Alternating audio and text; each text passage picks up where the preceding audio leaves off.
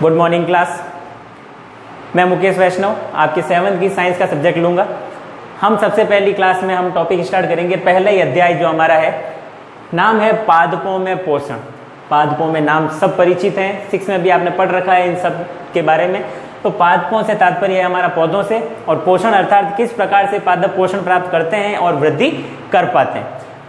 अब हम सबसे पहले हमें पता है कि जंतुओं को, सजीवों को कार्य करने के लिए भोजन की आवश्यकता होती है, क्योंकि जब भोजन करेंगे तभी उनको ऊर्जा प्राप्त हो पाती है। अब भोजन करने से हमारा तात्पर्य है कि जब वो भोजन करेंगे तो उनके शरीर में आवश्यक कुछ तत्व जाएंगे। उन आवश्यक तत्वों को हम कहते हैं पोषक तत्व। पोषक तत्व। अब पोषक तत्व आपने 6 में पढ़ रखा है। कुछ नाम बताए जाएंगे जो आप परिचित हैं। कार्बोहाइड्रेट, प्रोटीन, वसा, विटामिन, खनिज आदि। तो ये कुछ ऐसे पदार्थ या ऐसे तत्व हैं जो हमारे शरीर की विकास, वृद्धि आदि के लिए अत्यंत आवश्यक है। इन्हीं के ऊपर हमारा पोषण निर्भर करता है, तो इनको कहा जाता है पोषक तत्व। ये पोषक तत्व सजीवों के शरीर में पहुंचना आवश्यक है। सभी के शरीर में पोषक तत्व पहुंच पाएंगे तब उन्हें कार्य करने के लिए ऊर्जा मिल पाएगी। अब हमारा टॉपिक है पादपों में पोषण किस प्रकार हो पाता है, पौधों में पोषण किस प्रकार। तो हम सब परिचित हैं कि पौधे अपना भोजन स्वयं बनाते हैं। पौधे अपना भोजन स्वयं बनाते हैं।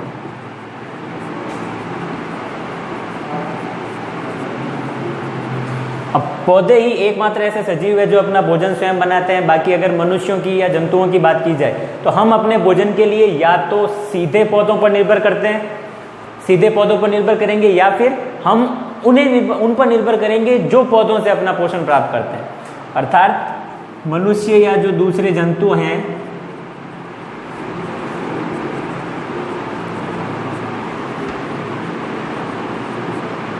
अपने भोजन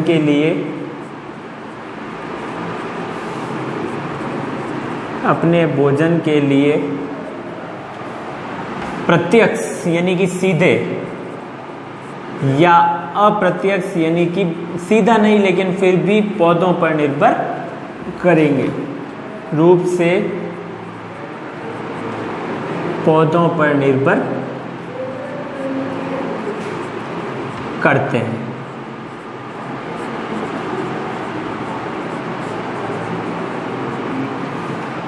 तो पौधे अपना भोजन स्वयं बना सकते हैं, और मनुष्य या अन्य जंतु जो अपने भोजन के लिए या तो प्रत्यक्ष रूप से और या फिर अप्रत्यक्ष रूप से पौधों पर निर्भर करते हैं। अब टॉपिक आता है पोषण क्या है। पोषक तत्व तो पता चलने के बाद हम कहेंगे, क्योंकि पाठ का नाम है आपके पादपों में पोषण। तो पोषण प्रक्रिया।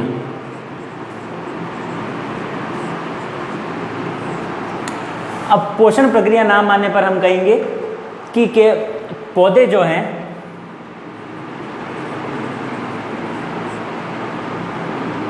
जल, सूर्य प्रकाश,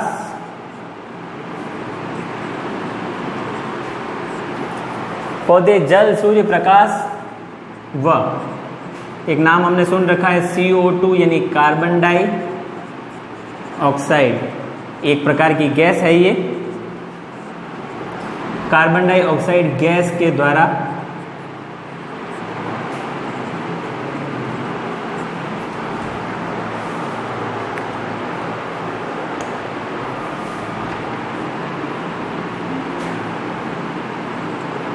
अपना भोजन बनाते हैं।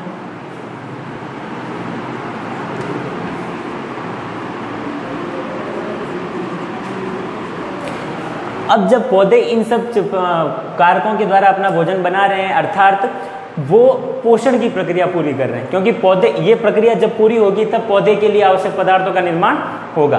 तो पौधे को जब, या फिर कहेंगे सजीवों को, पोषक तत्व जब उनके शरीर में पहुंच जाते हैं तब वो उनका शरीर वृद्धि करता है या विकसित होता है। तो पोषक तत्वों का शरीर में पहुंचने की प्रक्रिया ही पोषण प्रक्रिया कहलाती है। अब पादपों में पोषण का है, तो पादपों में जब आवश्यक तत्वों की प्रक्रिया पूर्ति होगी तब उसको हम कहेंगे पादपों में पोषण। इनके आधार पर हम आगे चलते हुए कहेंगे कि पोषण की जो क्रिया है, विभिन्न जंतु किस प्रकार से अपना भोजन प्राप्त करते हैं। तो पोषण के आधार पर जंतुओं को दो भागों में बांटा गया है। जैसा कि हमने कहा था कि कुछ जंतु अपने भोजन के लिए पौधों पर निर्भर करते हैं, जबकि कुछ पौधों को खाने वाले जंतुओं पर निर्भर करते हैं। तो आएगा टॉपिक पोषण के आधार पर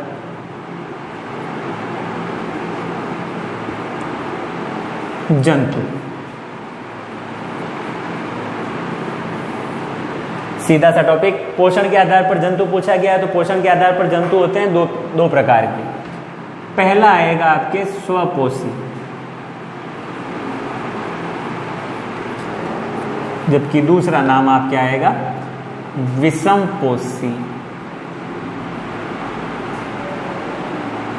या जिन्हें आप परपोषी भी कह सकते हैं। स्वपोषी जंतु उन्हें कहेंगे हम, स्वपोषी नाम दो वर्ड से मिलकर बना है, स्व और पोषी। स्व यानी अपना खुद का, अर्थात वे जंतु जो अपना पोषण यानी भोजन स्वयं बनाते हैं। वे जंतु जो अपना भोजन स्वयं बनाते हैं उन्हें हम कहते हैं स्वपोषी जंतु। सिंपल, जो अपना भोजन स्वयं बनाते हैं, जो अपना भोजन स्वयं बनाते हैं, उन जंतुओं को हम कहते हैं स्वपोषी जंतु। उदाहरण आप सब अच्छी तरह से जानते हैं, पेड़ पौधे, और इसमें एक एग्जांपल ऐड करेंगे कुछ विशेष प्रकार के शैवाल।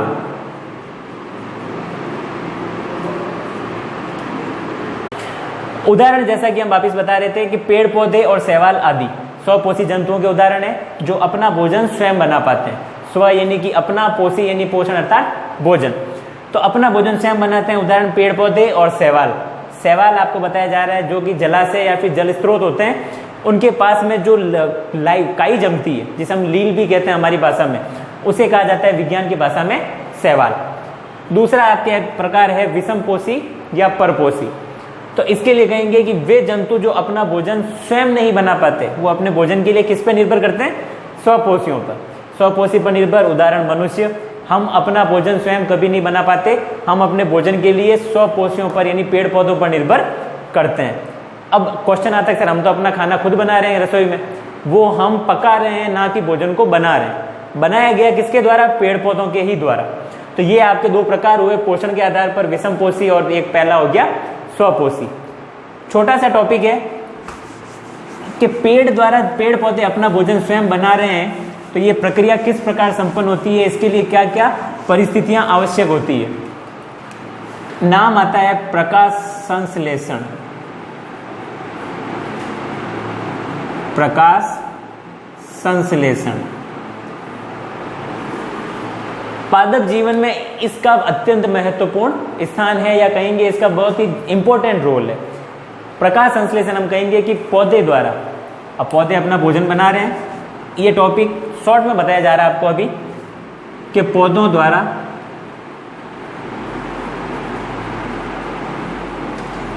सूर्य के प्रकाश, पौधों द्वारा सूर्य के प्रकाश, जल, हरित लवक तथा कार्बन डाइऑक्साइड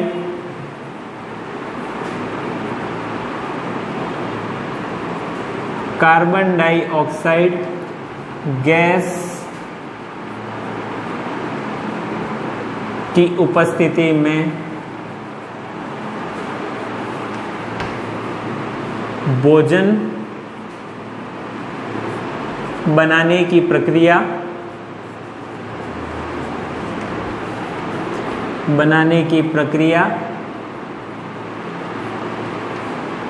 प्रकाश संश्लेषण कहलाती है।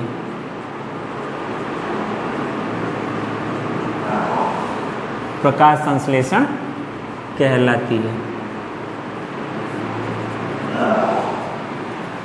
तो पौधों द्वारा सूर्य के प्रकाश, जल, हरित लवक तथा कार्बन डाइऑक्साइड गैस की उपस्थिति में भोजन बनाने की प्रक्रिया प्रकाश संश्लेषण कहलाती है। अब ये नाम आप 6 में भी सुन चुके हैं, तो एक बार आप इसको देखिएगा, वापस पढ़िएगा, इस परिभाषा को इंपॉर्टेंट मान के चलिए और इसको अच्छे से याद रखिएगा, क्या क्या आवश्यक पदार्थ इनमें जरूरी है। और प्लस पोषण से पहले हमने पढ़ा था पोषक पदार्थ कौन कौन से हैं, पोषक तत्व, कार्बोहाइड्रेट, विटामिन इत्यादि, इनके बारे में पढ़िएगा। और कोई डाउट हो तो मुझे बताइएगा और दिए गए गृह कार्य को अपनी नोटबुक में अपने नाम के साथ करके मुझे पर्सनली मैसेज करिएगा। धन्यवाद।